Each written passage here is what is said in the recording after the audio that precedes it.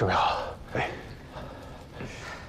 ，1、2、3。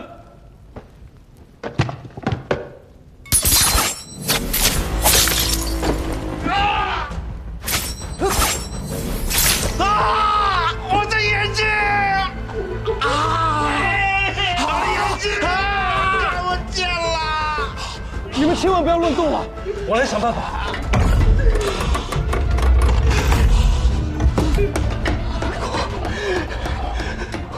我们俩是出不去的，你别管我了，快走吧！你有办法，你相信我，你有办法。三姑，叶天豪，你个狗东西！我做鬼也不会放过你！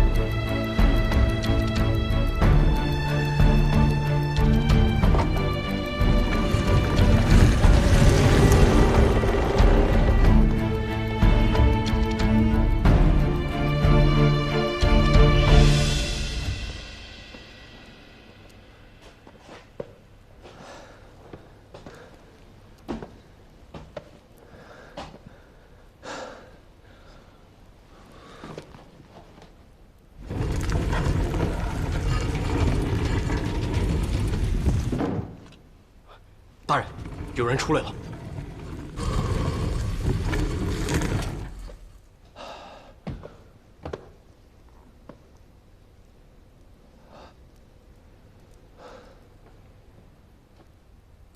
去禀报侯爷。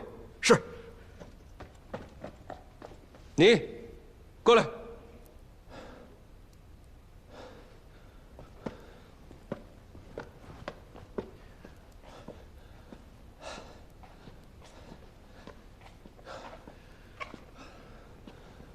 草民藏海，拜见大人。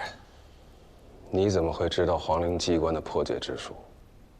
修建皇陵的工事是极为保密的，只有当年修建皇陵的工匠才知道。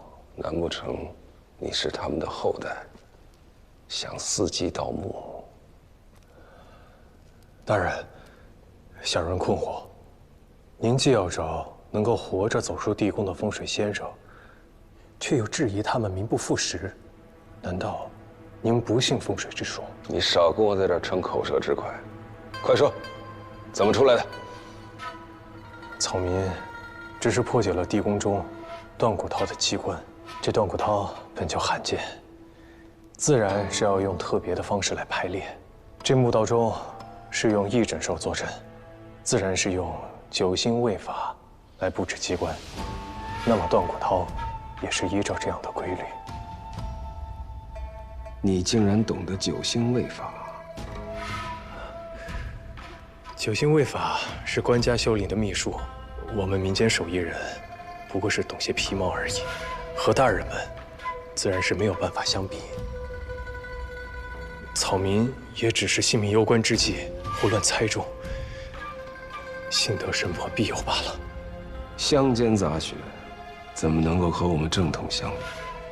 你那些庞杂学说能触到一点堪舆之术的门道，也算是你幸运。不过，侯爷到。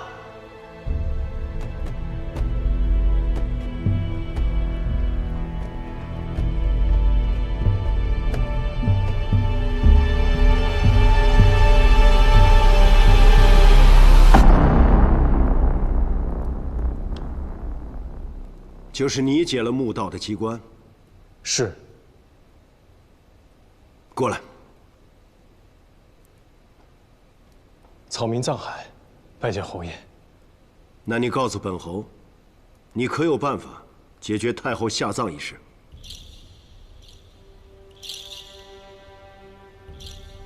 有，侯爷，此人来路不明，让他办此事，恐怕有风险。能从墓道出来，就说明他有些本事。你的办法说来听听。回禀侯爷，太后下葬仪式，一场大雨过后，自然能解。为何一定是雨后？镇上坎下为雷水解卦，有险难缓解之意。雷雨俱气，困局自然能解。今日会有雨吗？此处四面环山，形如复利，又正值初夏，南方暖流乘势而来。今日我看见草木湿润，暖流上升，冷气下沉，云雨必定势如万马，自天而下。他说的对吗？今日的确潮湿露重，但无聚气之象。按我们的论法，今天的雨一般一般。申时之前，一定会下雨。青天剑对官家负责，说话要留有余地，不像你们这些旁门左道，为了骗人硬把5成说成10成。不是5成，是10成。这雨今日一定会下。去陵外，请孙公公进来。是。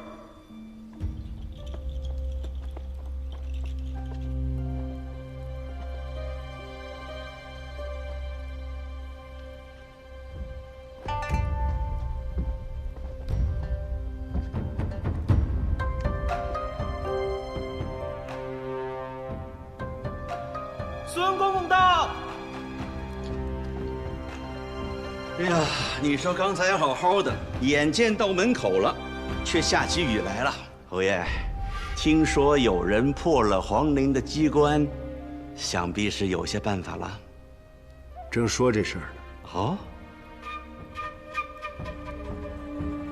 你说中了，雨已下，你有什么办法解决下葬的难题？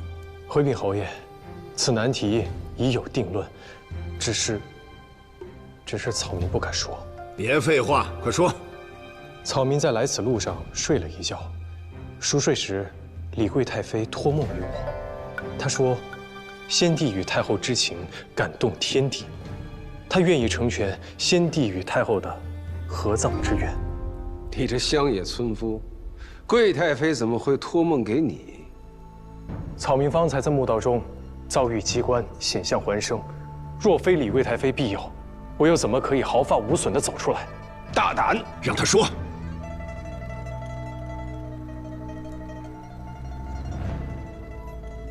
但合葬乃风水大事，更何况是皇家陵园，若不顺应天意，轻则先人魂魄不安，重则动摇后代根基，所以需在大雍疆土的东西南北中5个方位常燃明灯，再由皇室子孙守灯7夕49日，方不动摇社稷。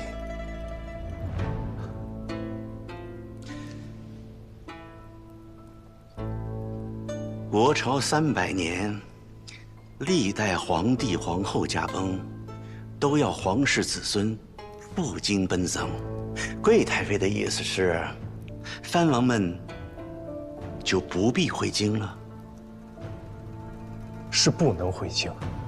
为了大雍国祚永存，长明灯必须由皇室子孙亲自掌灯，特别是镇守东方的临淄王，东方青龙位，凡帝后驾崩，青龙位必定不稳，所以更需要临淄王亲自镇守。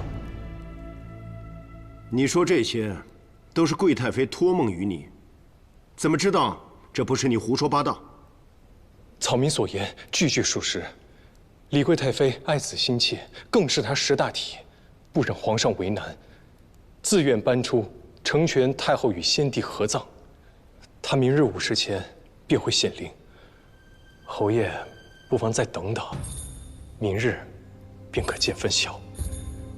你让本侯等你，凭什么？就凭你这条贱命？草民的贱命微不足道，但若侯爷没有更好的选择，不妨在草民身上赌一把。孙公公，您看这事儿，既然是贵太妃托梦了，那我就先回去静候了。若明日真有此事，我会如实禀告皇上，请皇上定夺。劳烦孙公公。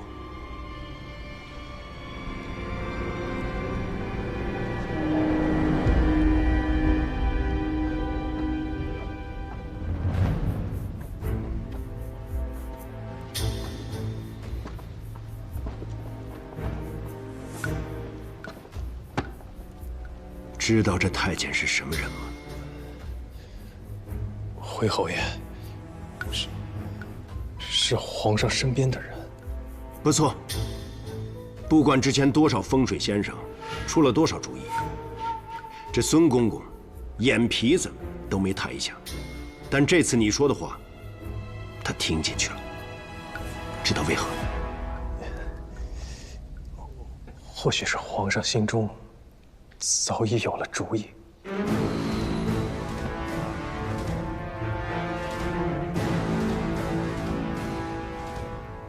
确实挺聪明。不过说法归说法，本侯看的是结果。侯爷，草民还有一事相求，可否让我进到内殿去？草民也好给李贵太妃回个信儿。内殿岂是你这种人可以随便进出的？带他进去。侯爷，无需多说，我们就看看贵太妃明天会不会显灵吧。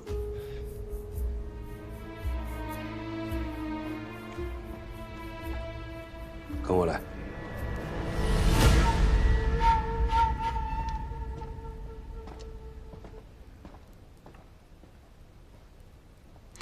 曲娇，查查他的底。是。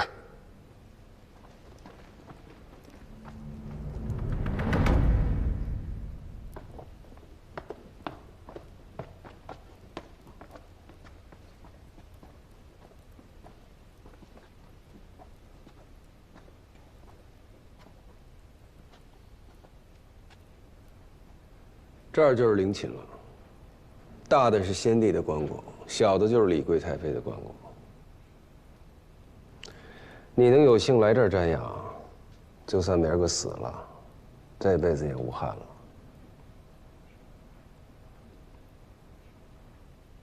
请问大人，为何这主殿里面会如此潮湿啊？哼，地下哪有不潮的呀？少见多怪。看够了没有？还请大人稍等片刻，草民想给贵太妃磕个头，回个话。哼。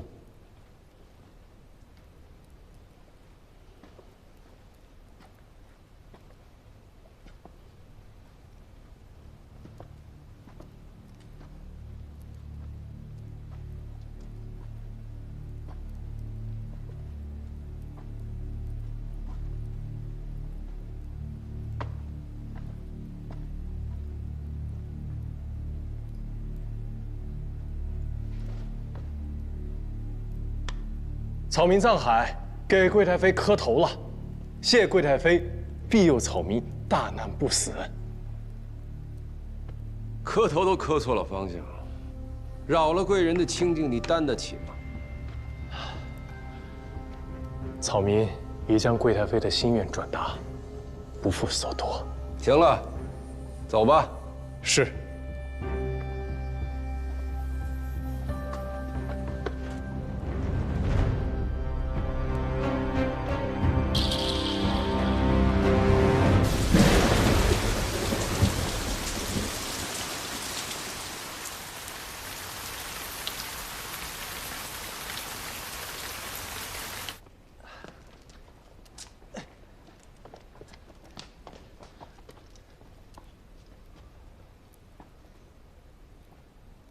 香然尽，5时就过去了。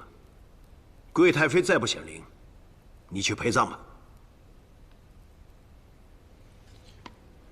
请侯爷放心，李贵太妃一定会显灵。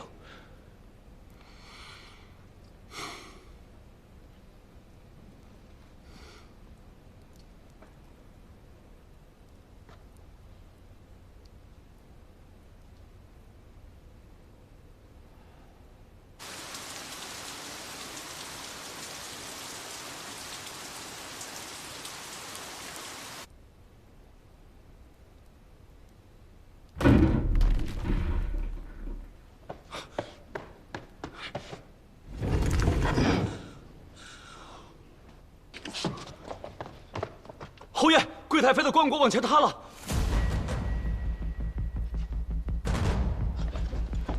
恭喜皇上，恭喜侯爷！李贵太妃兰心慧性，至善至美，这是在成全先帝与太后的一桩美事啊！多谢贵太妃成全。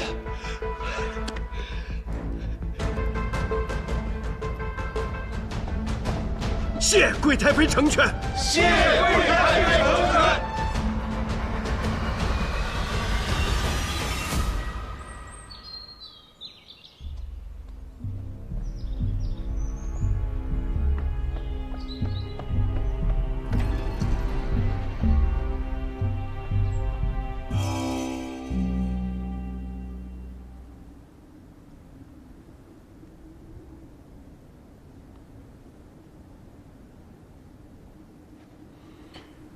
你替本侯了了皇上一桩心事，你想要什么赏赐？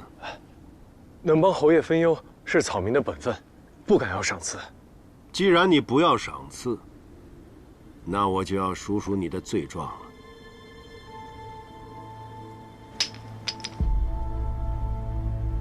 你该知道，擅改皇家葬制是要杀头的。侯爷。 草民不敢，草民不敢啊！这样吧，本侯恩威并施，先杀了你，再赏你一副上好的棺材和金银陪葬。侯爷，草民是自愿来皇陵的，不是被抓来的。侯爷可知草民为何一定要来？想显示你聪明过人。 但智者不寿，聪明人死得早。草民是想侯爷赏一口饭吃，草民想跟着侯爷侍奉侯爷。想跟随本侯的人多了，凭什么选你？侯爷的大公子在工部为官，公事繁重，草民愿用毕生所学的建筑堪舆之术，为侯爷还有大公子肝脑涂地，鞠躬尽瘁啊！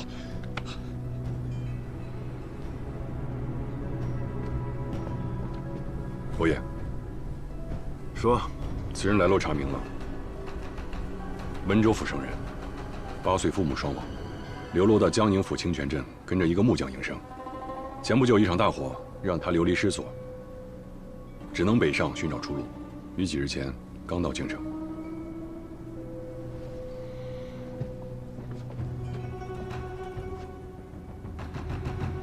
此人留用。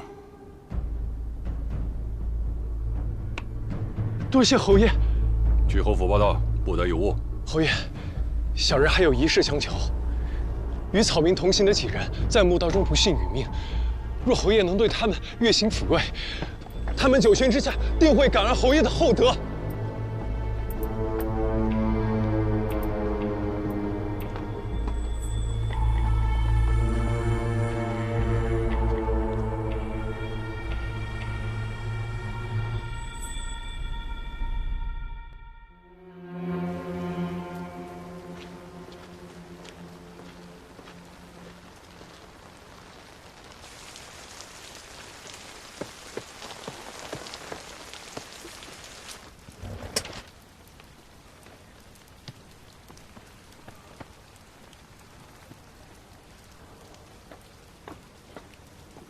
在下藏海，是新来的幕僚，劳烦通传一声。稍等。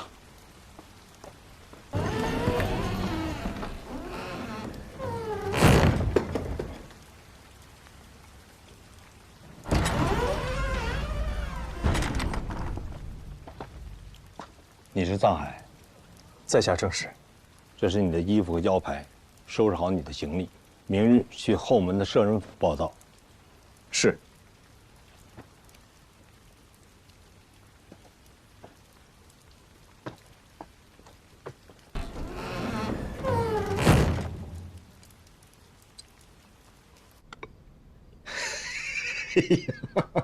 我的好徒儿啊，你这一出手就帮皇上解决了难题。是李贵太妃自愿显灵挪官，这样一来，皇上既得了臣心，又没有失了民心。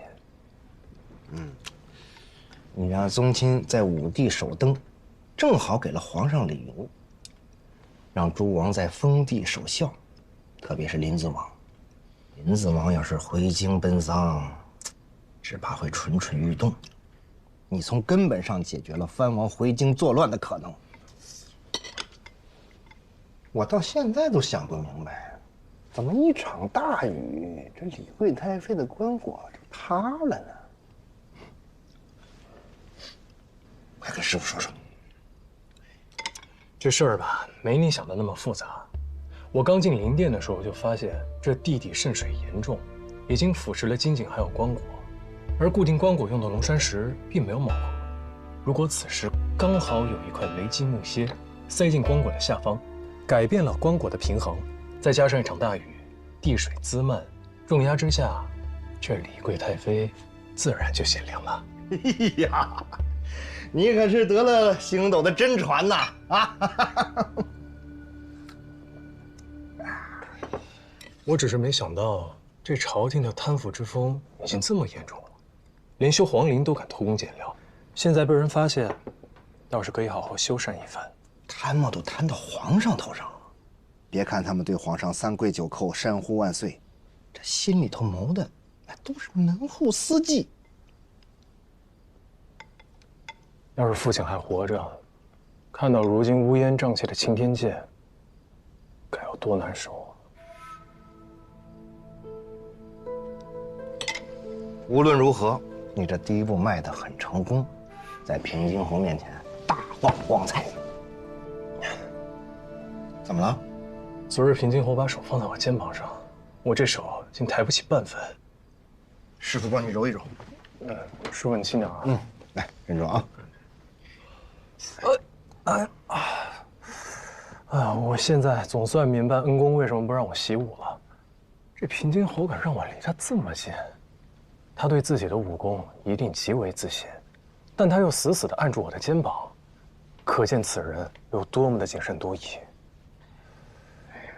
他身边有精锐卫兵保护，又时刻贴身穿着金丝软甲，大庸数一数二的高手未必能进他身侧。就算你习武，只怕剑未出鞘就被他杀了。用武力取胜，是为下策。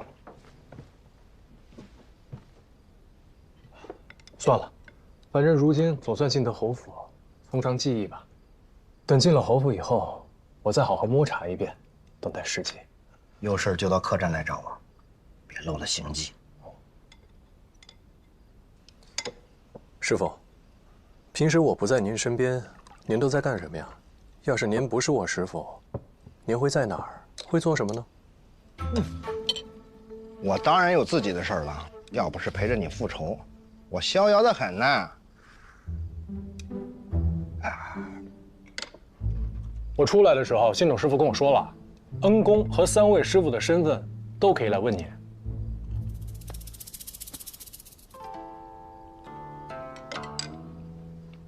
想知道？这顿你请。师傅，我年纪尚轻，囊中羞涩。这我年纪大了，还两手空空的，岂不更可怜啊？拿过来吧。行。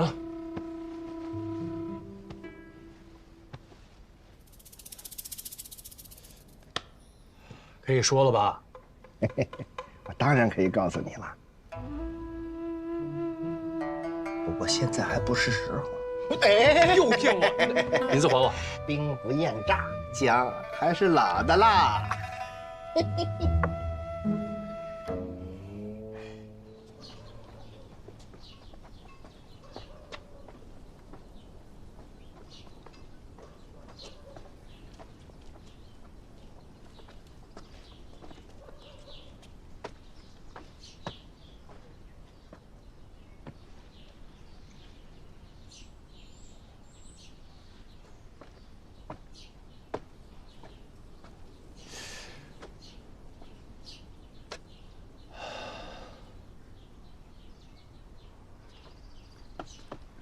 哎，你就是新来的幕僚？在下藏海。啊，我叫慧剑，也是侯府的幕僚，比你早来个2年。从今往后呢，咱们就是同僚了，是吗？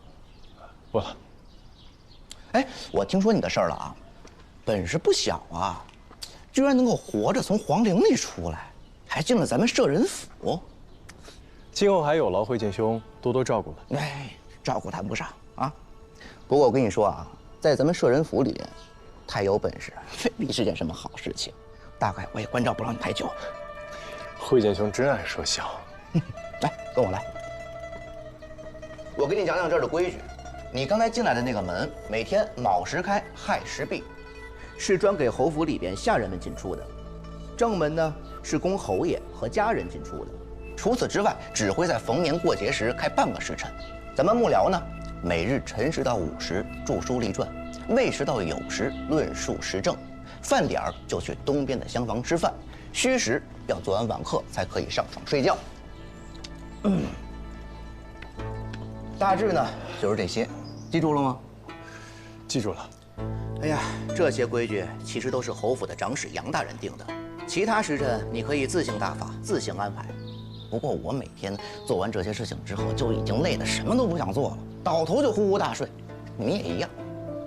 这杨大人真是用心良苦啊！我带你去书院看看。有劳惠剑兄。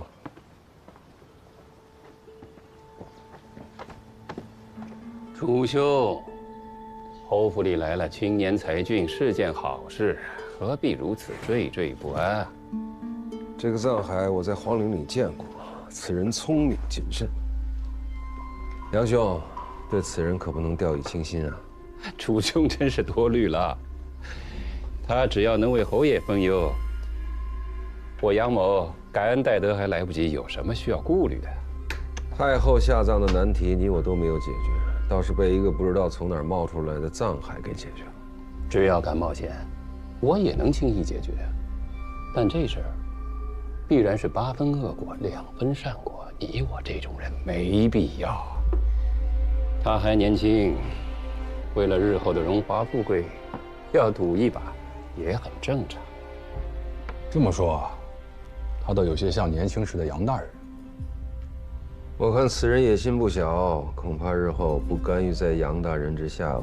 侯府真有后生能青出于蓝，我杨征自当旗鼓还乡，退位让贤。不过我听说，此人擅长的是风水堪舆啊。我看你不是替我着急，替你自己着急吧。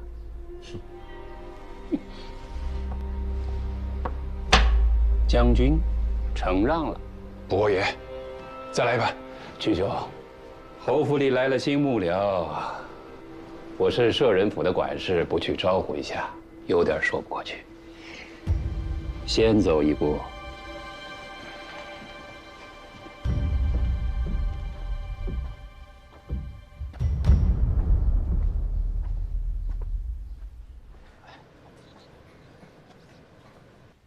好了，这就是书院了。也就是幕僚们著书的地方啊。杨大人吩咐了，要将侯爷的功绩记录在册。每隔一段时间呢，他就会挑选佳作呈给侯爷。这日后啊，你也要和我们一样的。所有的文章都由杨大人转达，若侯爷要议事，也是如此吗？想什么呢？啊！你要让侯爷面对几十张嘴，叽叽喳喳的议事吗？烦不烦呀？人家杨大人会把议事的条程给布置下来，幕僚们呢各抒己见，哎，他得让人记录下来，把好的呈上去。这不过嘛，这最后啊，侯爷采纳了谁的意见，我们谁都不知道。因为最后统统都变成了杨大人的意见啊！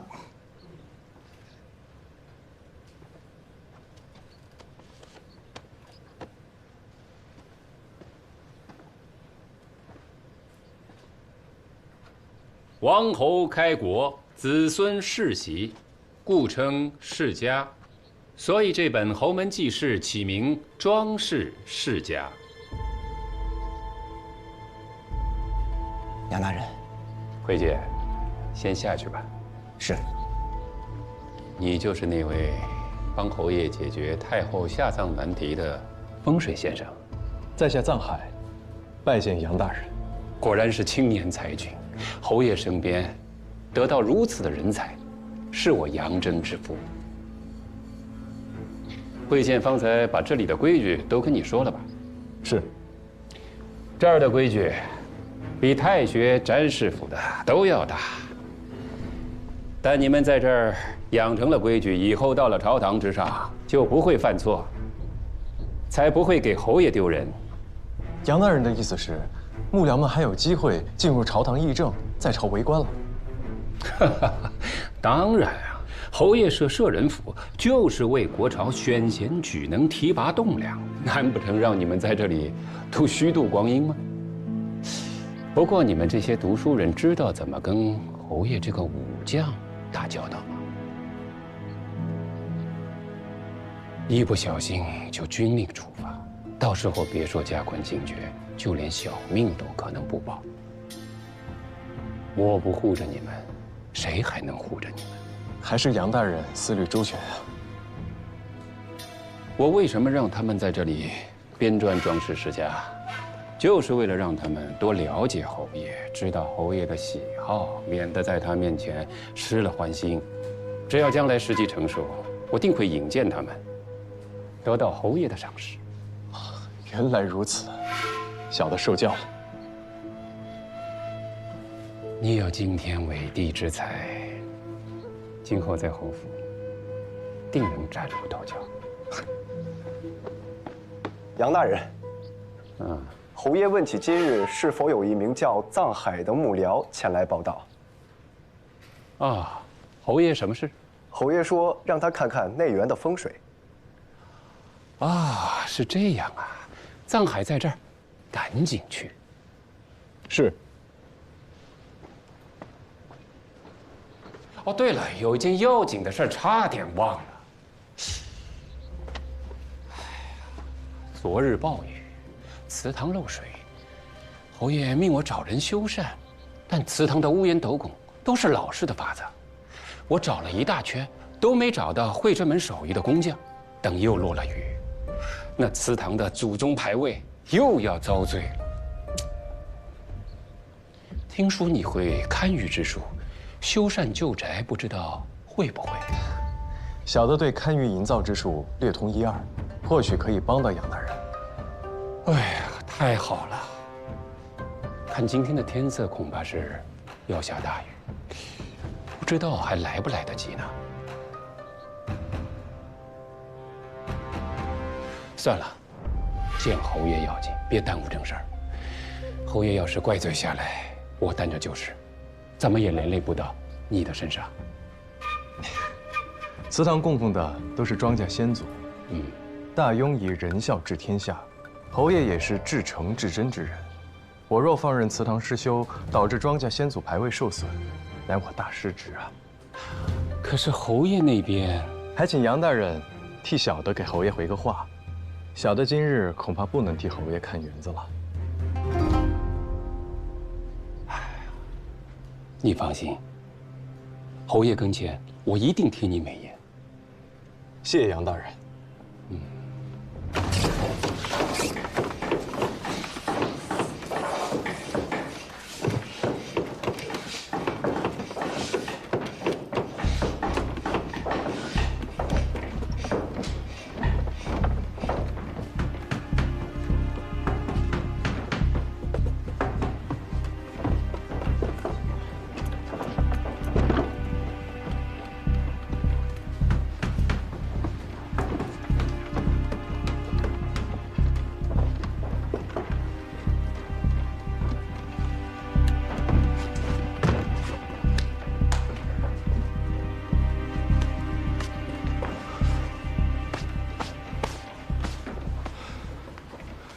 你没见到平津侯啊？侯府守卫极为森严，平津侯不愧是行务出身。他平生杀戮太多啊，自然也怕别人杀他。我仔细看了日头和云彩，当晚确实会有一场大雨。我若放任不管，下雨祠堂必会有损。到时候他杨真再到平津侯面前谗言几句，我的处境就很堪忧了。所以我选择退一步，但也错失了良机。这几日，平静侯便再也没有找过我了。国事难期是常态，平静侯贵人多望。第一日他记得你，第二日啊，或许还残留一些印象。到了第三日，他就彻底把你给忘了。杨真太了解他了，知道如果你没有把握住第一次机会，就很难再突围了。恩公说的没有错，杨真这个人表面和善，骨子里虚伪善妒。他牢牢地把持着摄人府，将所有幕僚都笼络在自己手里，给他们画饼充饥，其实把他们一个个的都养成了废人。而我要做的，就是除掉杨真，取代他的位置。哎呀，这已经改来改去多少遍了，什么时候才算完？各位幕僚，把手里的活儿停一下。侯爷今日进宫，皇上赏赐了珍宝玩物，您把东西搬到财库，清点入库。郭恩、任尚、王元培、傅宇文、顾长生，还有藏海。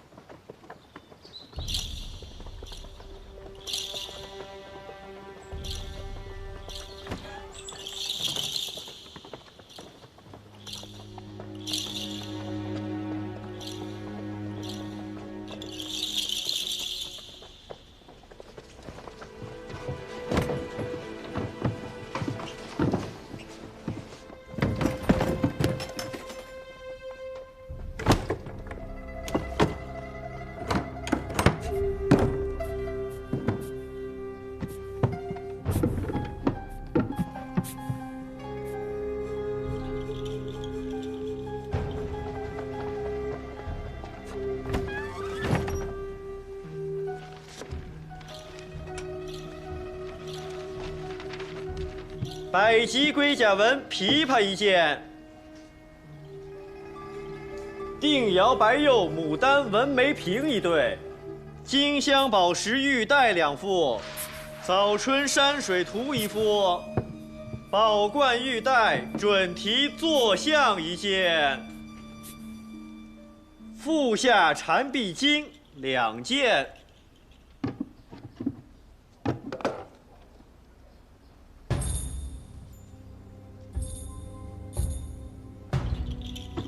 长锋剑1柄，玉钩描金龙纹佩2对，和田玉带钩10件，玉叮当手镯10只。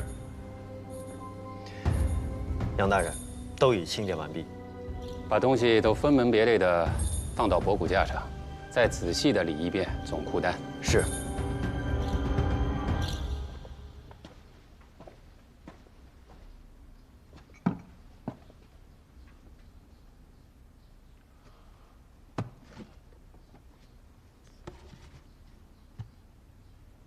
这和田玉杯怎么少了1只啊？没有吗？哦，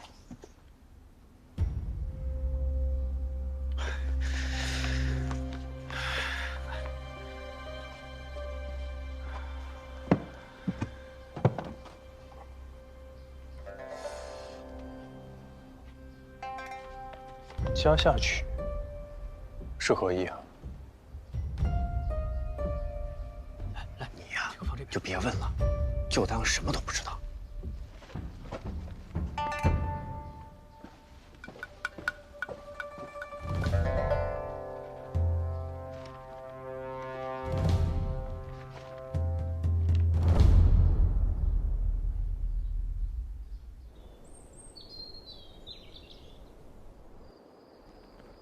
杨大人，已经全部记录在册，整理入库了。好，那你们都先回去吧。是。藏海留下。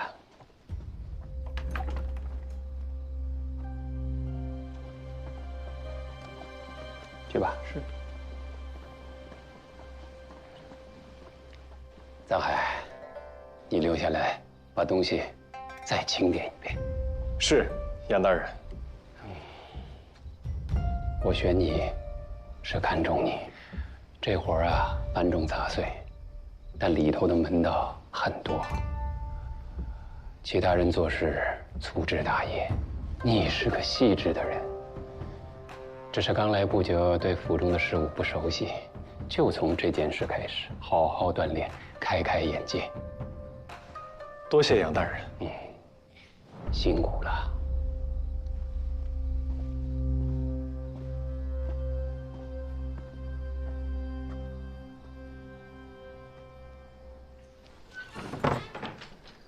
这个人出来之后，给我仔仔细细严查搜身，如有夹带，立刻抓起来。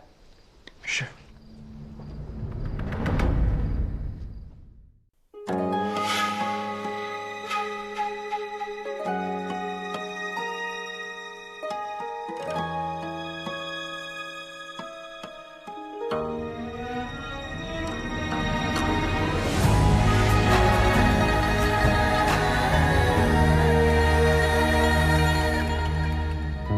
收敛眼泪的锋芒，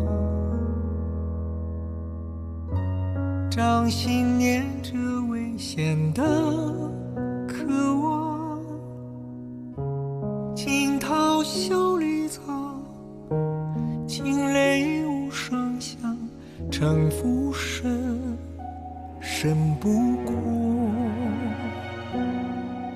我目光。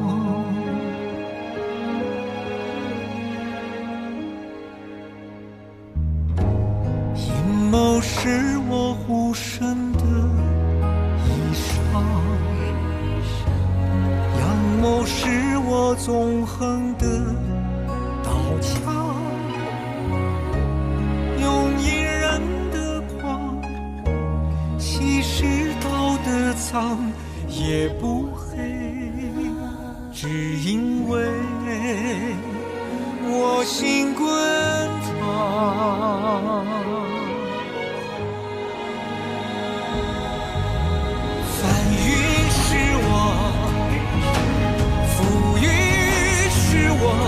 人心的罗盘莫测，总会有人起起落落。盛夏是我，雨多是我，当夕阳如烈日赤裸，与君共高歌。芒种是我，秋收是我，天下是我。苍生。